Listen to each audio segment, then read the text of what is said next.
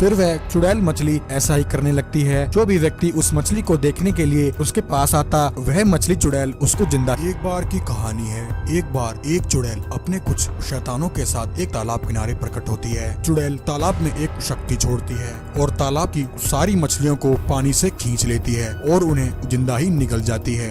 सभी मछलियाँ खाने के बाद चुड़ैल अपने शैतानों से कहती है, सुनो मेरे शैतानों, यह तालाब तो अब खाली हो चुका है। इन मछलियों से तो मुझे आदि शक्तियाँ ही प्राप्त हुई हैं। अभी मेरी आदि शक्तियाँ बाकी हैं और वह आदि शक्तियाँ मुझे इंसानों को खाकर ही मिल सकती हैं। ऐसा कहकर वह चुड़ैल एक मछली का रूप धारण कर लेती है और अपने शैतानों से कहती है, मेरे शैतानों, अब तुम शैतान लोग वापस लौट जाओ। तब तक मैं धरती लोक पर इंसानों को खाकर अपनी शक्तियाँ बढ़ाऊंगी। चुड़ैल की बात सुनकर उसके सभी शैतान लोग लौट जाते हैं। वहीं एक दिन एक गरीब किसान उस तालाब से पानी लेने आता है, परंतु उस तालाब को सूखा देखकर वह किसान हैरान हो जाता है। किसान कहता है, अजीब बात है, कल तक तो यह तालाब पानी से खचाखच भरा हुआ था, परंतु आज यह तालाब पूरा सूख चुका है। ऐसा कैसे हो सकता है? तभी अचानक उस किसान को एक आवाज सुनाई देती है, हे मनुष्य, मेरी मदद करो, यहाँ मेरा दम घुट रहा है, मुझे बचा लो। किसान पीछे मुड़कर देखता है। वह देखता है एक मछली तालाब के किनारे पड़ी है और तड़प रही है। किसान उस मछली के पास जाता है और कहता है, यह तो एक मछली है। लगता है तालाब का पानी सूखने के कारण यह मछली यहाँ किनारे पर आ गई है। तभी मछली, जो कि चुड़ैल थी, किसान से कहती है, हे मनुष्य, मेरी मदद करो, इस तालाब का सारा पानी सूख चुका है, पानी नहीं मिला तो मैं यहीं मर जाऊंगी। इसलिए हे मनुष्य, तुम मुझे अपने घर ले चलो, मैं वहाँ किसी बर्तन में आराम से रह लूंगी। उस मछली की बात सुनकर किसान को उस पर दया आ जाती है। वह उसे अपनी बाल्टी में रख लेता है और उसे लेकर अपने घर आ जाता है। किसान एक छोटे से बर्तन में पानी डालता है और उसमें उस मछली को छोड़ देता है। पानी में जाते ही मछली कहती है, हे मनुष्य, तुम्हारा बहुत बहुत शुक्रिया, मेरे प्राण बचाकर तुमने मुझ पर बहुत बड़ा एहसान किया है। किसान कहता है, कोई बात नहीं मछली, तुम यहाँ आराम से रहो। इतना कहकर किसान वहाँ से जाने लगता है कि तभी इतने में वह मछली अपना आकार बड़ा कर लेती है और किसान को फिर से आवाज लगाती है, हे मनुष्य, मेरी मदद करो, इस बर्तन में मेरा दम घुट रहा है। किसान पीछे मुड़कर देखता है। उस विशाल मछली को देखकर किसान हैरान हो जाता है। यह कैसे हो सकता है? इतने कम समय में यह मछली इतनी बड़ी कैसे हो सकती है? मायावी मछली फिर से कहती है, हे मनुष्य, मेरी मदद करो, इस बर्तन में मेरा दम घुट रहा है।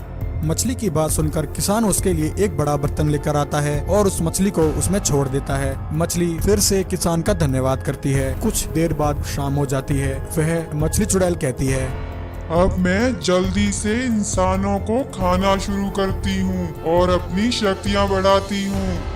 वहीं उस गरीब किसान के आंगन में इतनी बड़ी मछली अचानक आ जाने से गांव वाले उस विशाल मछली को देखकर वह दोनों हैरान हो जाते हैं। एक व्यक्ति कहता है, अरे भाई, यह मैं क्या देख रहा हूँ? इतनी बड़ी मछली आज से पहले कभी नहीं देखी। आखिर इतनी बड़ी मछली इस गरीब किसान को कहाँ से मिल गई?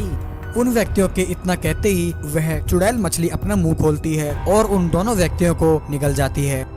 फिर वह चुड़ैल मछली ऐसा ही करने लगती है। जो भी व्यक्ति उस मछली को देखने के लिए उसके पास आता, वह मछली चुड़ैल उसको जिंदा ही निगल जाती।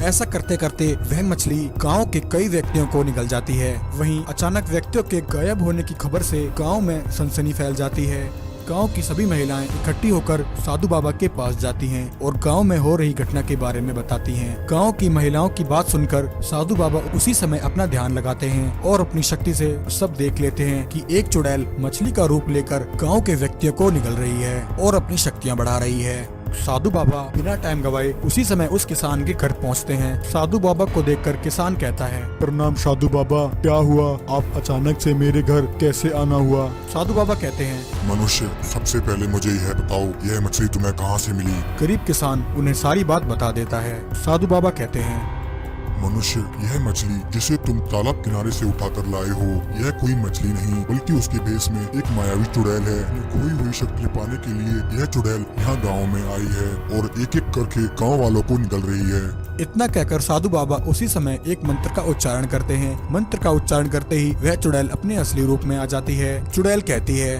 मूर्ख साधु, बस कुछ ही मनुष्य खाने बाकी थे और मुझे मेरी शक्तियाँ वापस मिल जाती, परंतु तूने यहाँ आकर मेरे सारे मंसूबों पर पानी फेर दिया।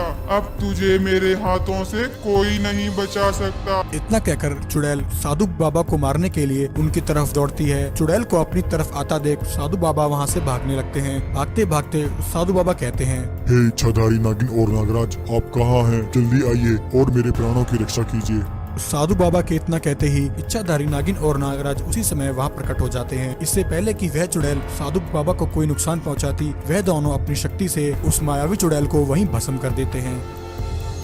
चुड़ैल के मरते ही सभी व्यक्ति जो चुड़ैल ने निगल लिए थे वह सभी वापस आ जाते हैं और सभी मिलकर इच्छाधारी नागिन और नागराज का धन्यवाद करते हैं। नागराज मोटू कालिया राक्षस की खूब धुलाई करते हैं।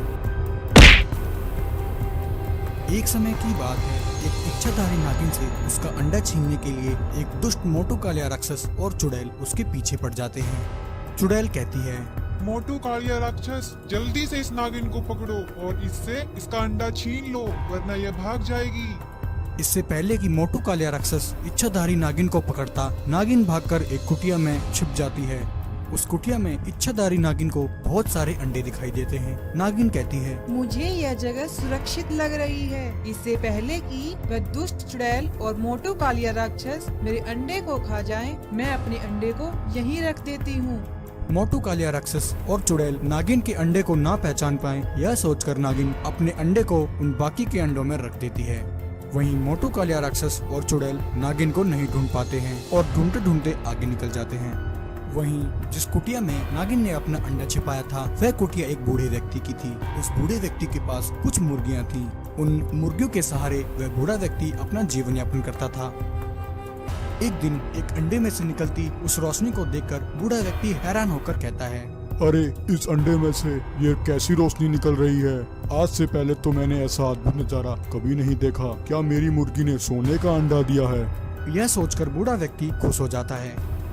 एक दिन जब वह बूढ़ा व्यक्ति नागिन के उस अंडे को लेकर अपनी कुटिया में जा रहा होता है, तभी कुटिया में जाते हुए उस बूढ़े व्यक्ति को मोटू कालिया राक्षस देख लेता है। मोटू राक्षस कहता है, अरे यह क्या? यह तो वही इच्छाधारी नागिन का अंडा है, परंतु यह इस व्यक्ति के पास कहाँ से आया? मोटू कालिया राक्षस उसी वक्त चुड़ैल के पास जाता है और उसे सारी बात बता देता है। मोटू कालिया राक्षस और चुड़ैल उसी समय बूढ़े व्यक्ति के पास जाता है। ए बुढ़े, तेरी हिम्मत कैसे हुई हमारे अंडे को चुराने की? मोटू कालिया राक्षस, इस बुढ़े के सारे अंडे फोड़ दो और इसकी सारी मुर्गियां खा जाओ। मोटू कालिया राक्षस बूढ़े व्यक्ति के सारे अंडे फोड़ देता है। नागिन के अंडे को लेकर मोटू राक्षस और चुड़ैल भाग जाते हैं। इच्छाधारी नागिन जब कुटिया में वापस आती है, अपने अंडे को ना पाकर नागिन समझ जाती है कि कुछ तो गड़बड़ है। वह बूढ़े व्यक्ति से अपने अंडे के बारे में पूछती है। बूढ़ा व्यक्ति उसे सारी बात बता देता है। बूढ़े व्यक्ति की बात सुनकर नागिन कहती है, हे मनुष्य, तुमने यह क्या किया? उस दुष्ट चुड़ैल और राक्षस से बचाने के लिए मैंने अपना अंडा तुम्हारी कुटिया में रखा था। अगर उन्होंने वह अंडा खा लिया तो ब्रह्मांड की सारी शक्तियाँ उन्हें मिल जाएंगी और फिर वह तबाही मचा देंगे। बूढ़ा व्यक्ति कहता है, हे इच्छाधारी नागिन, जाने अनजाने मैं मुझसे बहुत बड़ी गलती हो गई। मैं आपके अंडे की रक्षा न कर सका, कृपया मुझे माफ कर दीजिए। नागिन उसी समय बूढ़े व्यक्ति के साथ चुड़ैल की गुफा में पहुंच जाती है। मोटू राक्षस बूढ़े व्यक्ति को मारने के लिए उसकी तरफ दौड़ता है, तभी वहां नागराज आ जाते हैं। नागराज मोटू कालिया राक्षस की खूब धुलाई करते हैं।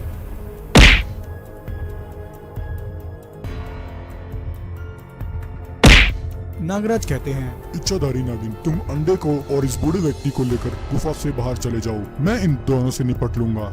तभी नागराज गुफा से बाहर आकर सारी गुफा को आग लगा देते हैं। मोटू कालिया राक्षस और चुड़ैल उस गुफा में कैद हो जाते हैं। मोटू राक्षस नागराज से कहता है, नागराज, हमें बाहर निकालो। नागराज, हमें यहाँ से बाहर निकालो। और जलकर भस्म हो जाते हैं।